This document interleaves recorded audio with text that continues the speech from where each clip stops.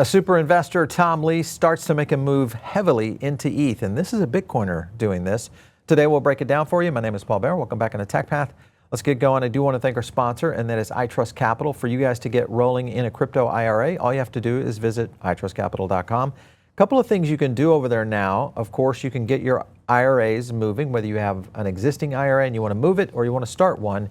All of that is available to you, and then of course you self-direct all your trades inside that account. It's very easy to set up and super inexpensive to keep it going there. Check out iTrust Capital. Use our link down below. It's going to give you a $100 funding reward to get started. All right, let's go over to a couple of points I want to hit on today. And of course, the biggest is the strategy around treasuries that are starting to hold Bitcoin, Ethereum, etc., and all of the companies that are starting to line up behind this. Well, if you look at the current Bitcoin treasury around Bitcoin treasury, Microstrategy, of course, is leading the way right there at the #1 position. Then, of course, you have Mara Holdings, 21, Riot Platforms, and so on. We've shown this before, but this is, somewhat usual suspects within the Bitcoin community. And that, I think, is the interesting part that I've said before, is that I'm waiting for an S&P 500 to actually jump in on that. Now, the real question is, what's going on with strategy in general? Is there some defection starting to happen right here? Their president and CEO, Feng Lei, has sold a majority of his master stock, and this is over the last 90 days. So I don't know if this means anything. Kathy Wood mentioned this the other day on a podcast, is there maybe getting to a point where we're going to see some discount strategy, and that could play into what strategy is going to look like as an investment, which of course would play into what's going on with Bitcoin. Further into this is the big news, and this is Tom Lee, who is aiming to create the MicroStrategy of Ethereum. A couple of points here within it. He has been appointed to the chairman of the board and directors of a Bitcoin miner, BitMine Immersion Tech. This is effective today. And of course, BitMine announced a $250 million private placement to implement buying strategy around ETH. So very big move here. The fact that we have a Wall Street titan making a move on Ethereum, this is huge news for what's going on within the ETH ecosystem. I want to run to a clip real quick and just remind you, we showed this the other day, and this is a line list of the super investor performances of this year. Michael Burry has now slid down the roster. Kathy Wood has accelerated up because of her move on Circle, and Tom Lee, because his move on Circle, has also moved up. So we are talking about two of the top 5 super investors in performance right now starting to lean in on Ethereum. And when you think about that, let's go to the next point, and this is what Tom Lee had to say. Take a look. But what we've seen in the last, really in 2025, is the financial services industry and crypto are converging.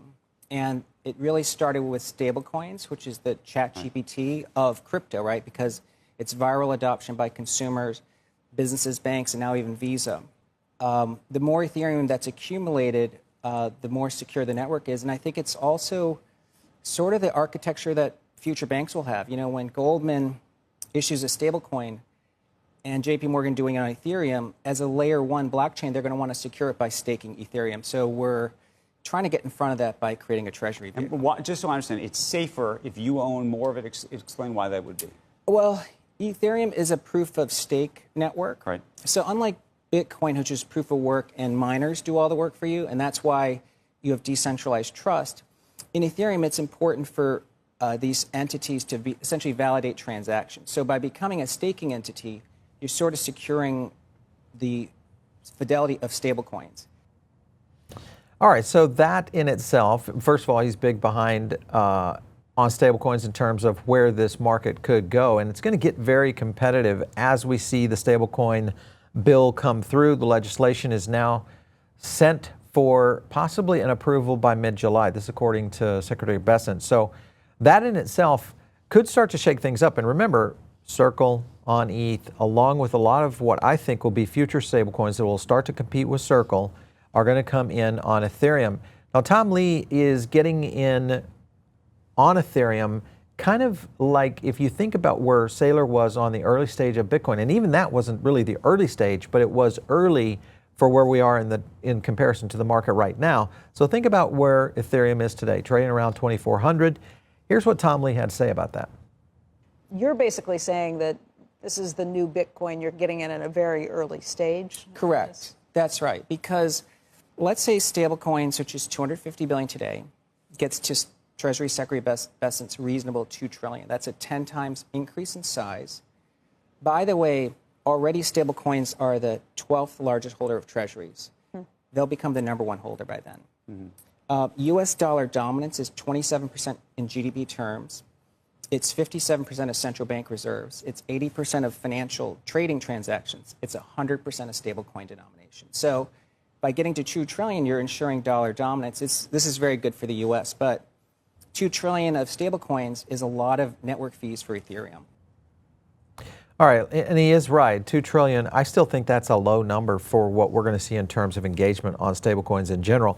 And if you look at the Treasury list of ETH, these are on ETH reserves right now. This is kind of the same line list of companies that were similar to what I just showed on Bitcoin. There, of course, is the ETH Foundation, Sharplink Gaming, which we've talked about. This is SBET. And then, of course, you've got Coinbase, Golem, and eventually I think we're going to see this new one come into play where we will see a complete shift in where the power of Ethereum is in terms of strategic holding. So if Tom Lee is right, and I look at his bets that he's made on Circle, his bets that he's made on Bitcoin, and his performance just in stock, and if you don't follow, Fundstrat, you should. They also have their own ETF, the kind of the granny fund, that has been performing very well as well. So that gives you a good example of why this particular investor might be onto something very early for Ethereum. Other news, of course, you asked for it. This, of course, is Robinhood saying that they are now allowing staking. And this was the announcement today that they made in Cannes. And ETH and Solana both are available to U.S. customers. Now, there's a very interesting thing here. We were starting to test this. If you compare what's happening with Solana, we'll just give you an example. Solana, of course, started to chart well after the Robinhood announcement. I think a lot of people are looking at moving their Solana off of maybe something like a Phantom wallet. When you look at the performance and the structure of how staking is done there, moving it into Robinhood. Robinhood, of course, is now paying the 2% bonus on any crypto that's moved in, which was an announcement today. Instead of the 1-in-1, they've actually accelerated that up to a 2% cash bonus that actually goes into your spending account. That is huge because they're matching, which is plus 7% both on Solana and a plus 2% on ETH. So you look at this in comparison to some of the other competitors out there, this is a big move for Robinhood. I think this will start to bring in a lot of trade activity in reference to what's going on within Solana and ETH. All right, so let's go on over to, and we'll announce or give you guys some other updates of what Robinhood did over there. But Axelar also in the mood of trying to get caught up with what's happening in the market right here. So it's live now. Axelar is a core platform for linking XRP Ledger and the new XRPL EVM. This, of course, was after criticism of them not moving fast enough, and they lost some key players in terms of developers. So Axelar now back into the game here on the XRP ecosystem, so be on the lookout for what's going to happen there. Also, Sharplink Gaming just scooped up another almost 2,000 ETH, even though Sharplink Gaming down considerably from its high. Key here is they continue to add on into ETH. Now, the real question is, will discounting come into play here, and will that play out within SBET? Let me know in the comments if you guys have started to move. If you look at SBET right now, this is the kind of situation right now that they are in. After that high, remember, around 60 bucks. So this is a big deal right now from where it's playing at around 10 bucks right now. We're watching a lot of this because it has a lot of similarities of the early stages of where Strategy, Microstrategy, was doing when it first started moving into custody and holding and buying ETH. All right, so let's take a look quickly at BitMine. This is the company that Tom Lee has now joined as their chairman. And if you missed the SBET, if you go back to that chart right there, you can see that explosion. I'll go out here to the 6 month. That was the SBET explosion. I don't know if this is going to happen with what's going to go on with BitMine, but the point is that Tom Lee has a little bit different microphone in essence. One, he's a Wall Street insider, I would say, a leading investor on Wall Street, and he's well respected by a lot of the media outlets. So I anticipate he's going to get a lot of action on what he's doing at BitMine. And if you look at that right now, it's only market cap, $154 155 million. So this might be on the very edge of something big. Further in, another big announcement that they made today was that Robinhood launched their tokenized stocks in Europe. Now, they went through the presentation of doing it. They actually did a transaction on Arbitrum, but they tried to draw it out on a chalkboard. And I felt like that kind of got lost in the minutia. I don't understand why they presented it that way, because this clip of Robinhood's Vlad talking about this and the ease of what this could be was really kind of the way they should have done it. Take a look. I think the best products hide the complexities of the underlying technology until the point where you need them. So I think what tokenized products are going to look like is it's going to feel like trading stocks on Robinhood or crypto. Probably crypto is the more apt comparison, but you'll have the ability to self-custody over time. And one thing that's very painful right now with a traditional brokerage account is if your broker has an issue, like if there's an outage or some kind of technology issue, you're stuck. And also if you want to move your assets to another broker, it's very painful. It takes multiple days. You usually have to talk to someone on the phone. And so you're kind of stuck again.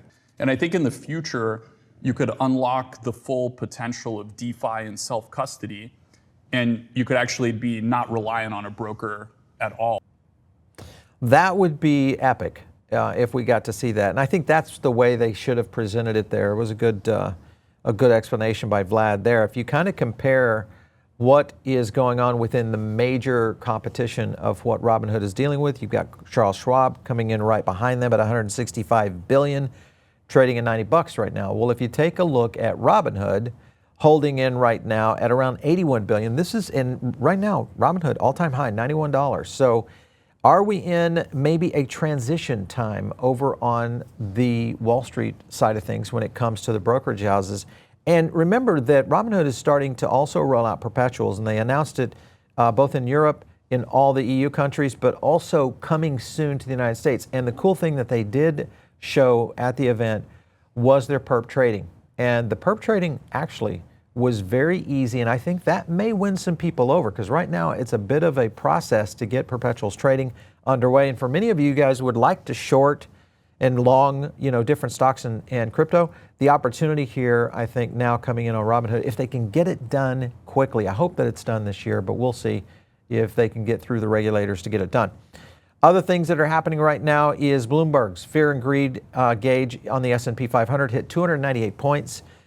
This was on Friday. It's the highest since March of 2024. So the market is booming. We are seeing major moves happening around what's not only happening in crypto, but also globally, and obviously the S&P 500. Furthermore, I want to jump over to this tweet right here. This, of course, is Eric Balchunas talking about that this is a huge endorsement for crypto when you look at the TradFi world since Larry Fink. Larry Fink was the big previous endorsement. Now we've got one of the biggest asset allocators out there, which is Edelman Financial Engines. That is another one that has now started to move in this. They manage $300 billion for 1.3 million clients. Now, guys, remember, we've talked about this where money managers have been saying, oh, it's 3 to 5%. Here recently over the last few days, now money managers are saying maybe it's actually 10 to 20%. If that is in fact the case, remember, a 1, 2, 3% move in 1.3 million clients, 300 billion. This is one money manager. That is significant for the markets in general. So this could be very well the move on primary assets, especially in the top 5, as we start to see crypto move. I think ETH and Bitcoin both are going to benefit from that. The other thing you got to look at right now is where Circle is. And this, remember, is that Circle topped off here. They have a price target. This is crazy how Circle's IPO has kind of gone, but they now have a price target almost 60% the current price. This is coming in from a traditional analyst. Now, the point being behind this is that with the stablecoin and the Genius Act starting to go through, most likely by mid-July, when this occurs, we are going to see real competition for Circle. And remember that Circle is still splitting the revenue from that with Coinbase. So the comparison that Robinhood announced today, what Robinhood is going to be doing with USGD, that's the kind of thing that I think is going to put a little bit of heat on Circle in general. But the idea also, remember, PayPal starting to come to play.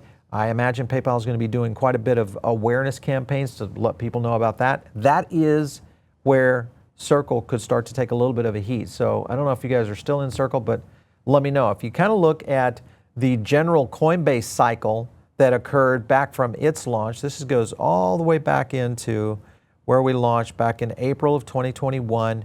The dip down, a retrace back to almost to its all-time high, where it's or its high currently, what it's holding right now at around 347. And then, of course, we saw that winter come down, which was almost a 90% correction.